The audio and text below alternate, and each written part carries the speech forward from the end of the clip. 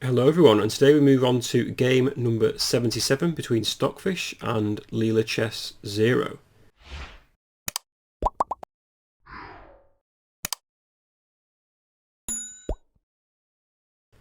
And this game is very nice because Stockfish plays white in this game, Leela plays black, and Stockfish actually has an advantage all the way through the game. So the opening moves went as follows: d4, d5, c4, knight c6, and knight to f3. Followed by bishop g4, c takes d5, bishop takes f3, g takes f3, and then queen takes d5, e3, and then e5. And this is the end of the book. And from here on in, it's the computers playing the moves. And Stockfish began with theory, knight to c3, hits the queen on d5. So Leela pins the knight on c3, bishop d2 to undo the pin, and then there's a trade, bishop takes c3 with pawn takes c3. And now Leela also played the theory move here, queen to d6.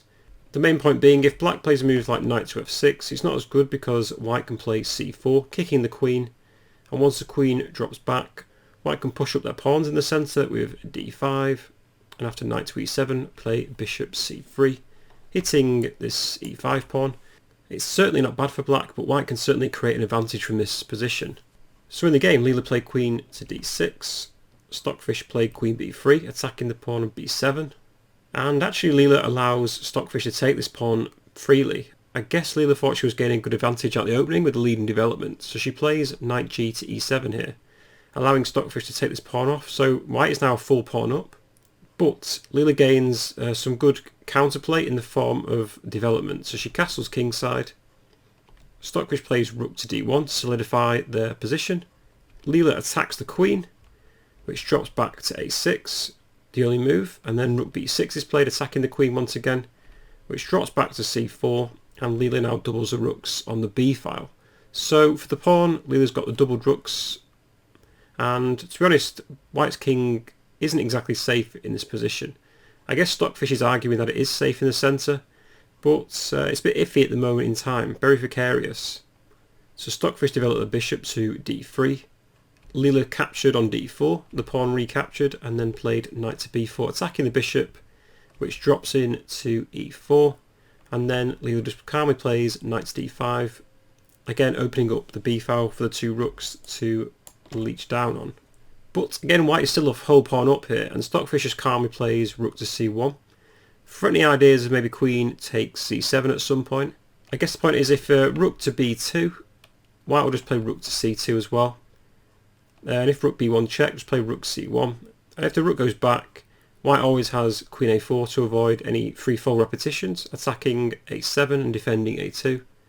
And after a6, white can just play rook c5. And this bishop on e4 does a great job of guarding this b1 square. So arguably it's not very easy for black here. So white does have a solid structure and also has the two bishops, which could become quite vital in the endgame. Alright, so instead of rook b2, Leela played queen to e6 here, and now Stockfish just gained an immediate advantage. They captured on d5, the knight recaptured, and white now played e4. So at the moment e4 is not really a big threat because the queen's pinning the e pawn, but if the king goes to f1 perhaps, then the threat is renewed, and black's got to do something about defending their knight and their c7 pawn here as well. I'll just put some red arrows on this bishop on d2 because it's a very good piece, defends the f4 square and the b4 square against this knight on d5. So to solve the problem of the c7 pawn, Leela played c6, defending the knight, and also is defended by the rook and the queen.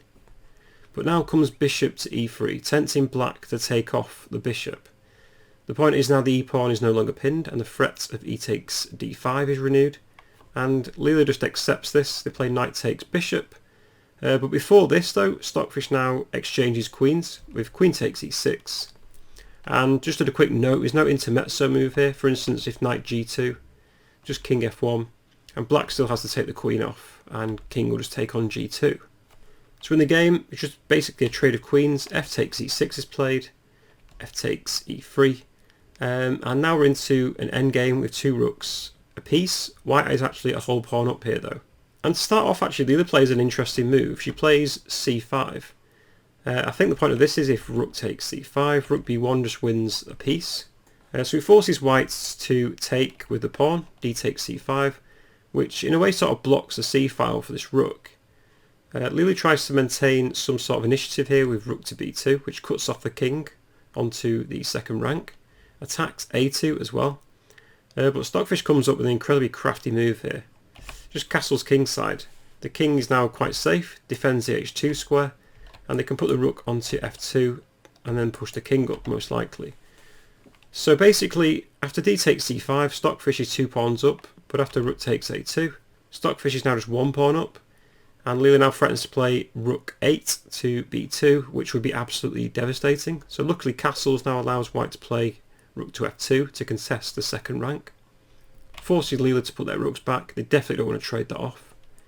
And Stockfish just calmly plays c6. There's rook c8 to block the advancement of this pawn. But then just comes c7, and now this rook on c8 is really hampered by this pawn on c7. There's king f7, and basically Stockfish just plays really standard moves now, like I would expect many human players to play with ease, especially if this is like a blitz or a bullet game. I think we'd all play h4 here. After rook b6, you just play h5, getting more space.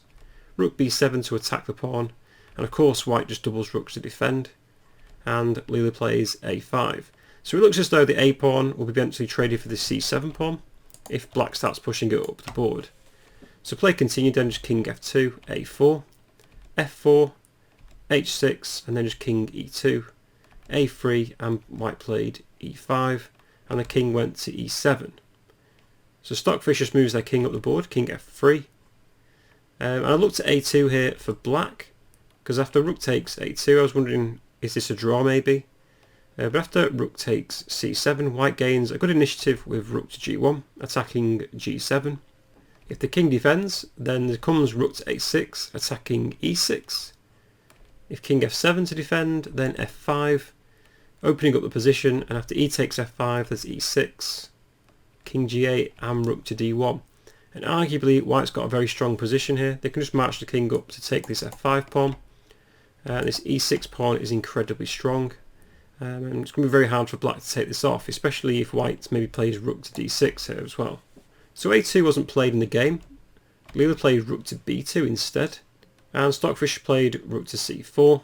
Leela pushes their a pawn, and then white just blocks it with rook to a1. Rook h2, attacking h5, and then Stockfish has put their king onto e4. If rook takes h5, white can just calmly play rook takes a2, just like a trade of pawns. And again, if rook h1, rook g2, attacking the g7 pawn, and again white's got a really good initiative here. Basically in this endgame, Stockfish's rooks are just far more active. So instead of taking the pawn, Leela just played rook b2 again. And now Stockfish goes in for the advantage in the endgame, so to speak. They play rook a4, allows rook takes c7. There comes rook takes a2, there's a trade of rooks. Leela checks, and the king just goes to d3, the rook retreats back, and Stockfish plays rook a6. So white definitely has the advantage in this endgame. There's still a whole pawn up, and black's really hampered because they've got to protect this e6 pawn at all costs here. If this e6 pawn falls, it's basically all over for black. Leela checks, the king went to c4, there's a few more checks thrown in, but eventually the king comes up to c6, and there's some very nice tactics here now. So as black, I think we'd all play rook to d3 here, I would imagine, attacking this weak e3 pawn. But white's got an ace up the sleeve. They can play rook a7 check. If the king goes to f8, they can play e4. And again, if black attacks the pawn, they can play f5. Point being, after rook takes e4, there comes f takes e6. And white's got a very nice position all of a sudden. And the point is, in this position, the tactic is, if rook takes e5, white can play king to d6, attacking the rook on e5. And now white's threatening mate on a8 as well. So this is hopelessly lost for black. So going back to this position, basically the only move for black to survive is rook to e2, but even then there's rook f7 check, and if moved like a king g8 here to protect g7, there's just rook f5 protecting e5, and the e6 pawn is just going to walk down the board and become a queen. So black's in a very tricky situation. King f8 was played by Leela in the game, but now we see Stockfish just plays something similar. They play e4, attacking the rook. It goes to d4. Again, f5 is played. This time though, Leela plays king to f7. But Stockfish plays king c5, hitting the rook, basically forces the rook to take on e4, and Stockfish gets in a similar position. They can play rook a7 check, which is what happened. The king went to f8, there was a check thrown in, another check, the king went back to f8, and finally Stockfish just took on e6. Again, the point being, if rook takes e5, king d6 again, attacking the rook and also threatening mate on a8. So basically this is similar to the variation we saw before.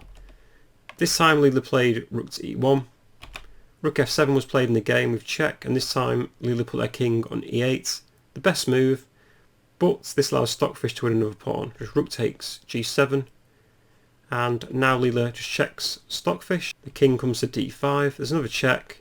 It looks as though maybe black can perpetual check here, but no. Stockfish goes in king e4, rook f1, rook a7, and then just rook to f2. So it looks as though maybe black's stopping the white king from getting this last pawn here by keeping it on the f-file. But white can play rook h7, forcing Leela to keep on checking, but now the king comes up to f5, and slowly but surely white gets in this position. If rook takes e5 here, the king f6 still wins because rook b8 is threatening mate. That tactic must be so annoying. So in the game, Leela played rook to a2. The king just took on h6, and this is pretty much game over now. Rook a6 is played, king g7, rook went back to a1, and white just advances his pawn up the board. Rook g1 check, king h8, and just rook to g2, and here Leela resigned the game. I guess the point is Stockfish can just play rook to g7, and then play king g8, and just get the queen on h8. A very simple win in the end. So it seems as though in some of these games Stockfish just absolutely dominated Leela. This was a perfect example of that.